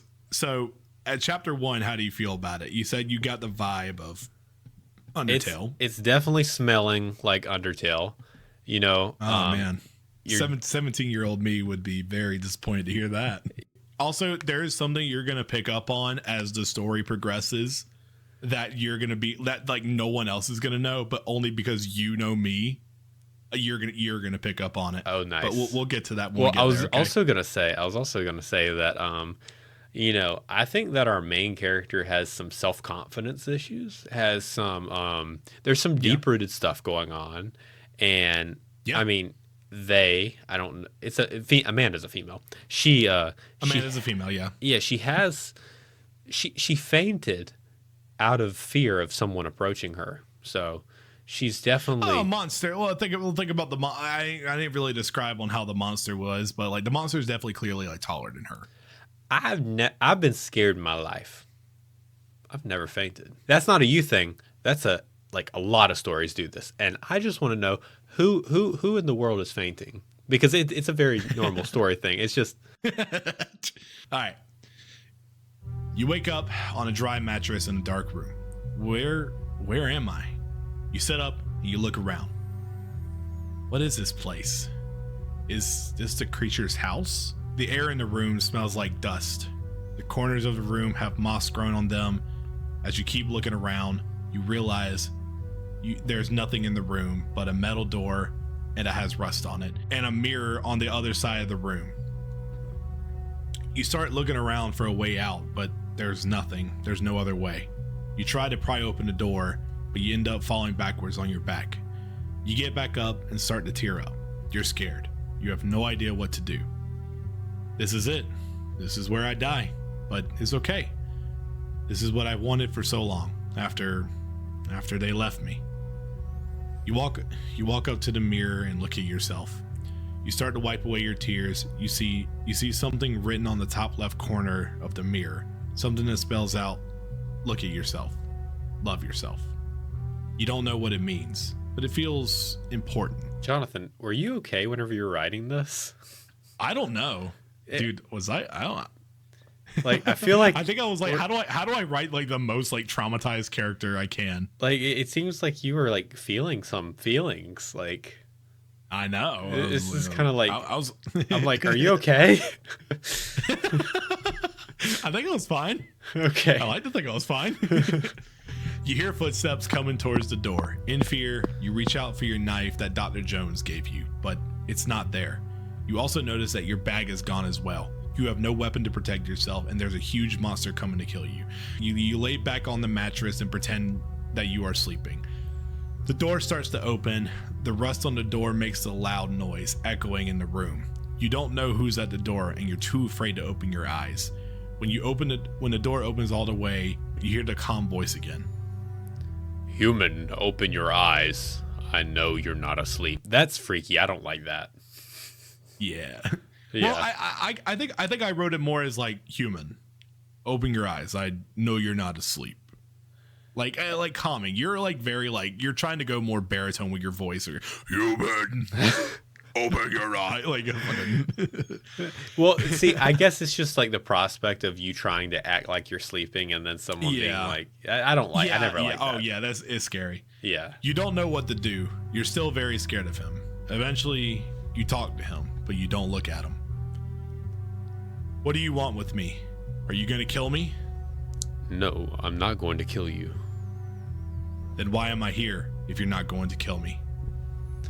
I was just about to ask you the same question. Why are you here? You decide not to tell him how or why you are here. You remain quiet. Well, I guess I can't make you talk, but I'm pretty sure you're hungry, right? I'm fine. Are you sure? It's homemade soup with a special ingredient.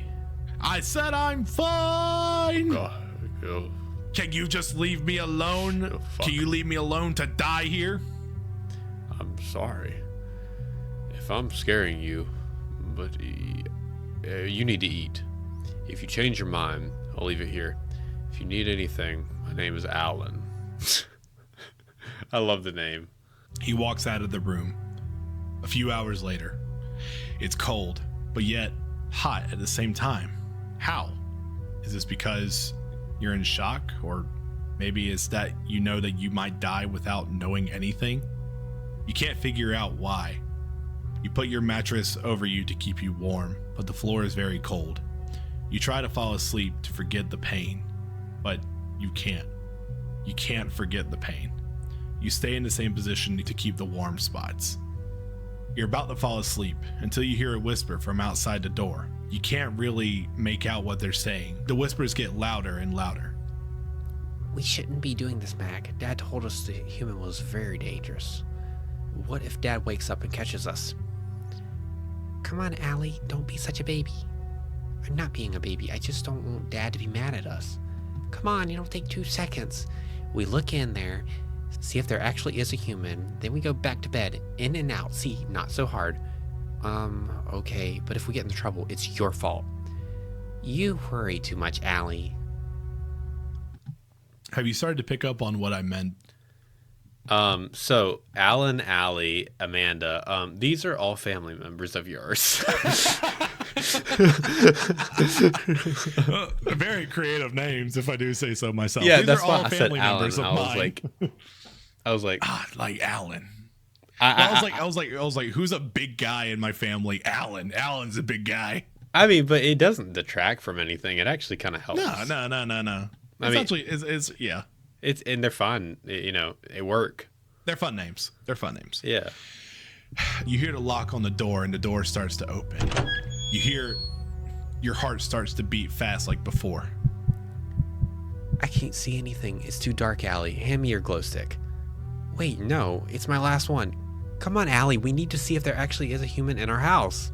And if there really is, you can put it in your diary. Fine, but you owe me a new glow stick if there is no human. A green light shines the room, but it's a very dim light. Wow, you see that thing in the corner? I think it's a human. I don't think this is a good idea anymore. We should just go. You don't have to get me a new glow stick anymore. Just please, let's just go. No, wait, I'm going to get a closer look. Oh, wait, Mac is the other one. I need to change this voice. What? No, Mac. Why? Sure, you'll wake up. Now be quiet. Mac, stop. What if the human hurts you? You don't know what to do at this point, but in fear, you start crying softly. Wait, you heard that? I think it's a human. They're crying. You feel a little hand placed on your hip. Hey, are you okay? Why are you crying? You sit up to talk to the little creature. It looks like the other creature, but smaller. Yeah, I'm fine. Just scared. Are you a human? Yes, I am a human. Wow, I've never seen one in real life before. Mac, be careful. The human might hurt you. Oh no, I'm not gonna hurt you. How'd you get in our house? Your dad, I think. Is that your dad that saw me out there? Yeah, that's our dad. I'm Mac, and this is my little sister, Allie. How old are you guys? I'm 11, and my sister's 9. And a half. Oh yeah, 9 and a half. Why are you crying? What are you scared of? It's nothing. What happened to your arm? It's missing. Oh yeah, holy crap, you okay? Why'd you say it like that? Holy shit. Like they just now realized. Oh crap, your arm's gone. You stutter as you tell them. Yeah, I'm fine. I got into an accident as a kid. Never mind. What kind of accident was it? What does it feel like? Can I touch it? I was like, what would a kid say in this situation? No, for sure. Max, stop it. That's not nice to ask. I'm sorry. It's okay. I know it must be really confusing to you. So how'd you get here to Hagabin? Why you say it like that? Hagabin? Hagabin? Oh. Hagabin? No, you just, so how'd you get here? Like it was a grown man. Yeah, Hagabin. That's what we call this place. My dad said we used to live this place called Earth, but these mean people made us leave. Now we're here in Hagabin. You think in your head, the MDT. Oh. Are you from Earth? Yes. Are you one of those mean people? You remember that day all the monsters left Earth? Oh, no, I wanted the monsters to stay, but I couldn't do anything about it. Okay, good. Well, it was nice talking to you, but we really need to go before Daddy catches us talking to you. And if you won't, I'll give you a blanket. It's really cold in here. Yes, I would love that. Thank you. Allie and Mac both left the room, and Allie later brings you a blanket to sleep with. Here you go. It's the warmest blanket we have. Thank you. Oh, I never asked for your name. Amanda. Amanda, I like your name. Well, good night, Amanda. The door closes and the locks are put back on. You feel good about yourself and are able to fall asleep. You wrap yourself in the blanket that Allie gave you. It's very warm. You close your eyes, and you're able to sleep with no pain. End of chapter 2. You're doing a really good job in this story, of at least building it to where you care about the characters. Because Yeah. I mean, I feel like, and I think that this is actually something with Undertale, is that you do care about the characters a lot very quickly. Yeah. But I will say in this written format, I think it's a little bit stronger. Yeah. I don't know. It's easier to. I think the pacing is a little too fast. I think we're already on chapter 2, and I definitely could have layered things out more and described things like the environment more and how they looked and stuff. You know, sure. But If it was a novel, yeah, right. But I kind of wrote this to be it could be a game, or it could be again, I kind of did I'm gonna do a second person, I'm gonna be quirky and cool. No, whatever. I don't know. This is how old were you? 17, 16, 17 this is when I was writing it. Truly strong, I feel like. Chapter 3. You wake up in the same room, but lit up with some sort of light. You look around and see a few candles and a bowl of soup next to the door. You stretch your body and start making your way to the food. There seems to be a note next to the soup bowl, written in a napkin with a marker. It says, "Hope you enjoy. If you need anything, knock 3 times." It also seems to have a smiley face on the back of it with the names above them. Above the face says, "My family and friends." The names are me, Mac, Daddy, and Amanda. For some reason, you feel something in your body, something good. You feel like Allie has accepted you into her family when she's only known you for 1 day. You start to remember how your family never showed you love or support for you, but you don't cry. You don't seem to care about them anymore. After what they did, it's all in the past. You eat the food and smell the candles as they slowly melt away. They smell like vanilla. After you finish your soup, you walk up to the door and put your ear up to it. You don't hear anything. You try knocking at the door 3 times to call for Allie. You don't hear anyone coming, so you try again. You knock 2 times, and before you knock again, you hear the locks on the door being unlocked. You move back to let the door open. The rust on the door echoes through the room, making some bad, loud noises. The door opens all the way, and the candles go out from the wind. It's Mac, standing at the door, and he seems to look worried about something. He talks to you with an angry voice, and you have no idea why. Hey, Amanda, right? That's Hang on. Oh, hold on. It's a child. It's a child. Yeah, he's 11. He's the comic relief. Oh, the comic relief. He's not. He is the Clarence of this story. Yeah, go ahead. Hey, Amanda, right? That's what my sister told me. Anyways, I've got a question for you. What did the monsters do so wrong to deserve a life like this? Why would humans treat us like we were just garbage and just throw us out? Why can't we live life the way it's supposed to be and live on Earth than living in this shithole? Tell me, Amanda, why? Hey, kid, calm down. Where is this coming from? That's not important. You humans are nothing but careless creatures who don't care about anything but themselves. Mac, chill. It's okay. Those mean people who got rid of the monsters were just MTD in the army. I am neither of those people. I wanted monsters to stay. So did a lot of other people. But there was nothing that we could do. Look, let's just calm down and... If none of this would have ever happened, then maybe my mom would still be here. Max starts crying. And you try not to cry either. My mom died from cancer, and the humans were the only ones who knew how to save her. But all they did was kill her. I just wish she was still here. I never got to know her. You comfort Mac and talk to him in a calm voice to calm him down. You tried to hold back tears. Okay, so something I do remember that I did not put here.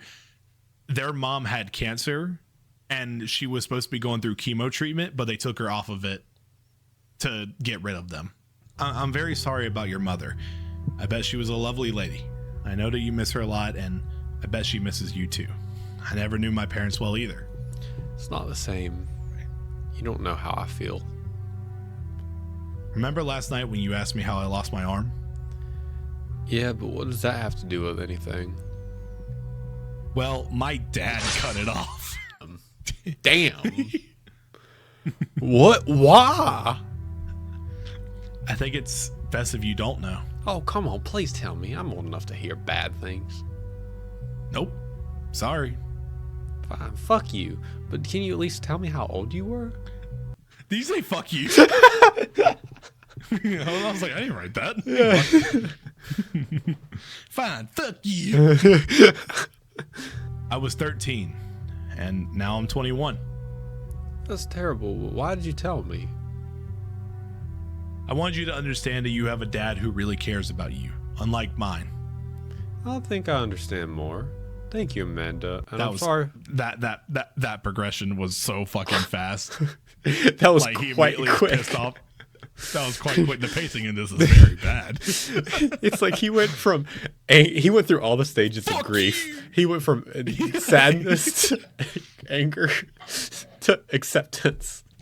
To fuck you to I like you. I think I understand more. Thank you, Amanda, and I'm sorry for calling you out like that. It's okay, but get on before your dad sees you in here. Oh no, it's okay. He's out scavenging for stuff. What kind of stuff? He looks for rare things that'll impress the Clashers. The Clashers? Who are they? They're these. A vehicle of some kind can be heard outside approaching the house. Oh crap, that's my dad. Sorry, I gotta go. Matt closes the door and you feel like crap after telling him that story. You hate it every time you tell it, but you told it for a very good reason. But you still wonder why Mac thinks of you like that. Who told him that? Maybe his dad or some friends? For some reason, it bothers you very much. A few hours later, you start hearing a loud noise from below. Maybe that means that you were on the second floor. It sounds like some pipes are hitting each other or something, just banging together. Maybe Alan's home from scavenging. You don't know why, but you start knocking on the door again, but no one came. You try to get some sleep for the night or whatever time it is. You can't see if it's dark outside. The blankets that Allie gave you was hidden under the mattress so that Alan wouldn't find it. If Alan found it, he might take it from you and you might go back to being cold. Or maybe he'll kill you for talking to the kids. You can't risk it. You also think of a way to get out of his house to complete your mission on finding out how the monsters got to Earth. Maybe you should go ask Alan, but you're scared to ask him anything right now after the last time you saw him. What is he going to do with you? Kill you? Or maybe he'll even leave you to fend for yourself. Then you would be able to find out how the monsters got to Earth. But how could they have gotten back to Earth from Hagabin? You decide to sleep on it and just wait to see where it goes from there. It seems to be a bit colder than last night, so you have a harder time sleeping. By time passes, you were able to sleep. It's really quiet in the dark room. The candle is gone out and you're just laying there thinking to yourself if it's morning or night. Suddenly, you hear a gunshot from outside of the walls. It throws you up and lifts you off your mattress and your heart starts beating fast like before. You put your ear up to the wall from where you heard the shot come from. Do they have guns? You can hear some type of screaming from outside, like a dog whining. Did Alan shoot an animal outside? What kind of animal is it? You think to yourself. You hear running from outside the door. Someone is crying from the outside door. You think it's Allie, so you call to her. Hey, Allie, is that you crying? What's going on out there? Amanda, help. I'm so scared. You don't know what to do. You try to calm her down. Hey, Allie, listen to me. It's fine. It's going to be fine. You're going to be... You get cut off by Alan. He didn't know that you were talking to Allie. Allie, are you okay? Daddy, what's going on? He was just another wolf. I'm sorry that I scared you and made you cry. He starts talking in a calm voice again. He seems to be good at making situations better. I thought they came back to kill you. They're not going to kill me or take you guys from me. I found something that will make them leave us alone forever. What is it? Do you trust me? Yes. Then you will leave it to me to deal with that, okay? Okay, Daddy. Now let's get you to bed, Pumpkin. I love you. I love you too, Daddy. I'm sorry. All right, got that on. No, it's okay. Yeah, it's just like we have clips of that. I now. know. I know. It's fine. They both leave, and you feel that Alan is a great father to Allie, unlike yours. You crawl back into bed and fall asleep. You lay down and throw your blanket over you. Before you could close your eyes, the locks on the door can be heard. You think that Allie is coming to see you before she falls asleep, but it's Alan. He stares into your eyes and your heart drops. You don't know what to say to him, but before you can say anything, he starts talking to you. Human, there are rules around here. Number 1, I don't want you talking to my children anymore. Number 2, you do not take anything from me without my permission. Number 3, you will tell me right now how you got here and how did you get to the world after so long. You have to make a choice to either tell him and go by his rules or to not say anything and die. You make a choice. My name is Amanda. I'm from planet Earth, and I was sent here by a professor named Dr. Jones to find how the monsters got back to Earth. You feel that you have messed up for some reason. Monsters back on Earth? How is that possible? Alan said. Well, he was gunned down by an old family. You said hardly. He looks down and then starts walking towards you. You can see him a lot better from close up. He's about 7 feet tall with an underbite with 2 long sharp teeth about to touch his nose. He's wearing a black shirt with a white t-shirt under it and long sweatpants that seem to fit him fine. I know you must be very confused about why you are here. You're here for an important reason that I will tell you later. But for now, I need you to tell me, did this Dr. Jones man send the first human through here? Another human? What is he talking about? Has someone been here before you? Another human? I don't think that he sent anyone else through. I don't think he sent anyone else through. Otherwise, he would have told me. Well, there was another human that came here before you. It happened long ago, so I can't remember their name. Well, if I answered your question, now can you answer mine? Why are you holding me here? Alan struggles as he tells you. These monsters that they call themselves, the Clashers, have been looking for a way back to Earth, but they need supplies as they go around threatening other monsters to give them half of their stuff. They take half of what we find and come every week. They come back tomorrow and I'll give them something that will make them leave and leave me and my kids alone forever. What did you find?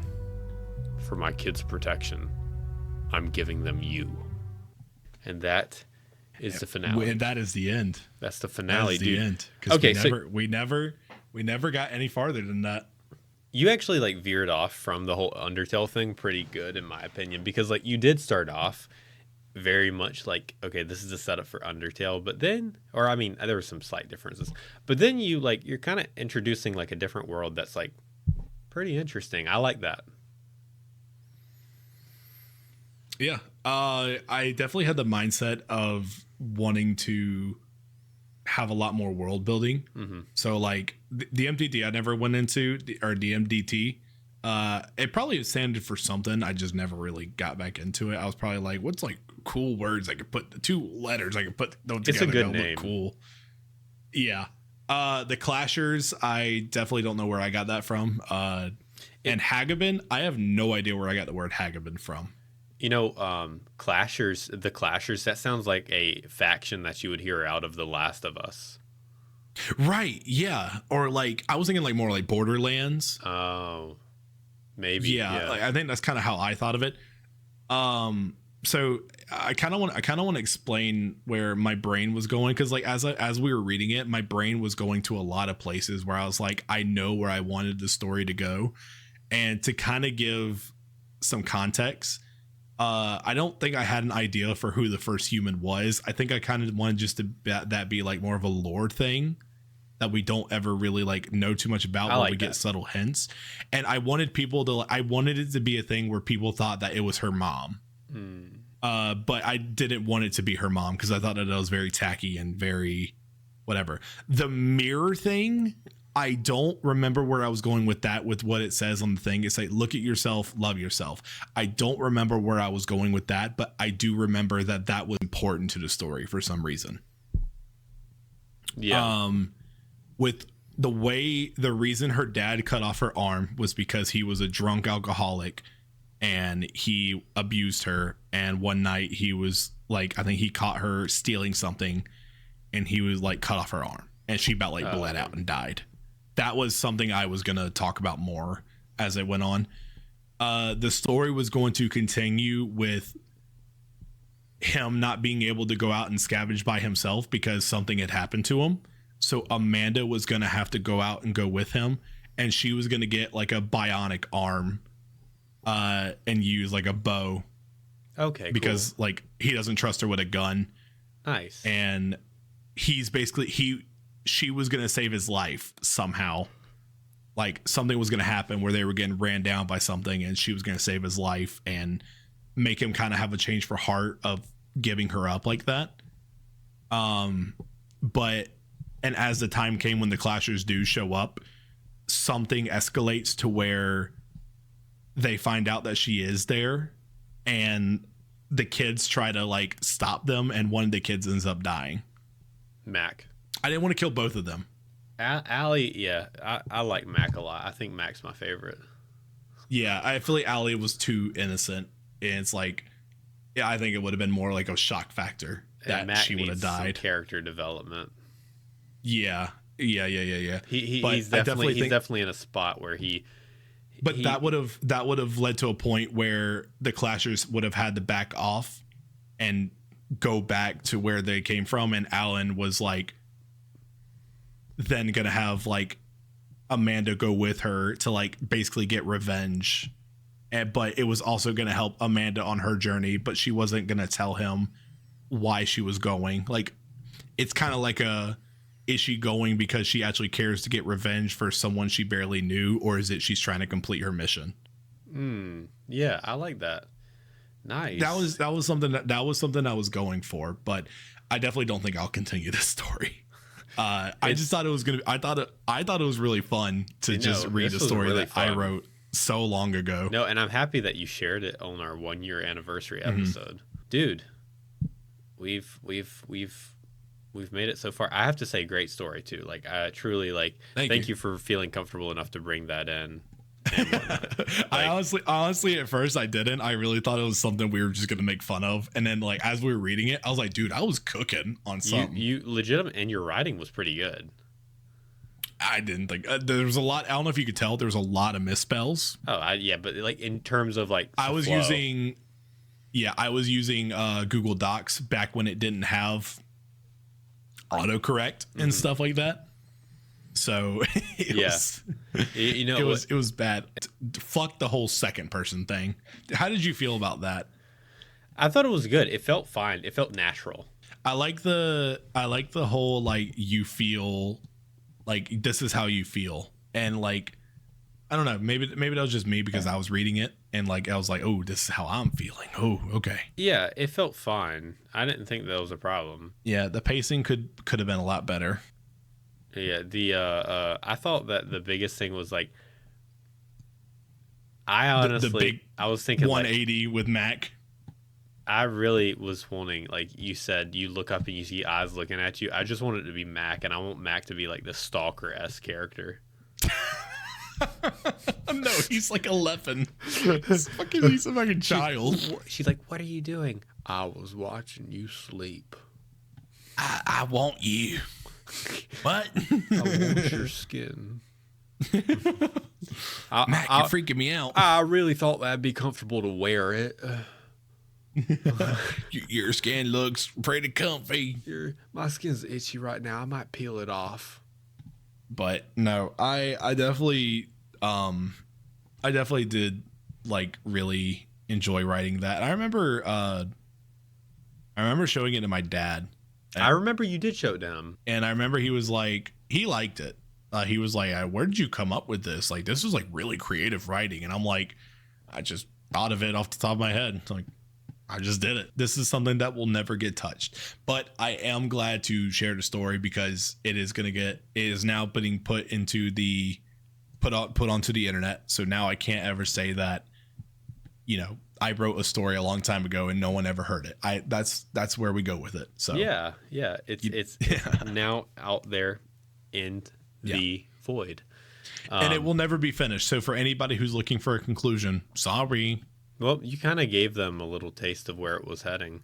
I gave it a little taste of where it was going, but like I don't think I ever thought anything past that. If I can find some of my old writing, because I have a lot of old writing that I could throw at us, that was supposed to be horror writing, but yeah, it's rough. Anything else with the story? Thank you again for bringing that in, man. Yeah, of course. No. I thought I was gonna be a lot more embarrassed when bringing it on. No, you shouldn't. But I definitely didn't feel like that at all. Are we going to recommendations? Recommendations. I have one. Do you have one? Go watch my video.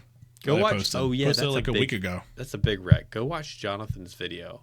I have a lot of recommendations, so let's actually just leave it with. I got one more. Go watch Taylor's new video on Silent Hill F. It's really good. There is a new video on Silent Hill F. That's out.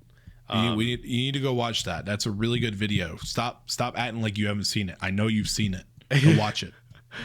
Oh, you're too kind. Go watch Jonathan's video. I was also going to say there's a new horror, not a new horror book, but there's a horror book that I recently listened to, and it's called Horror Store.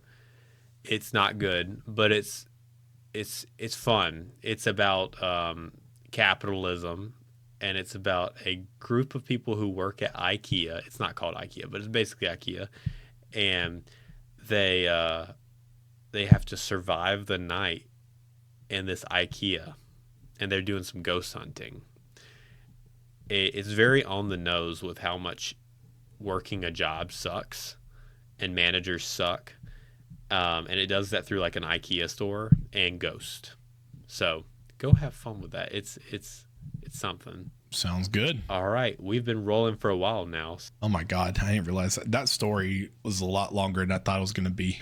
It was all good. It's all good. All right, everyone, go watch horror movies and hug your friends. Read a good story. Peace. When do I get paid?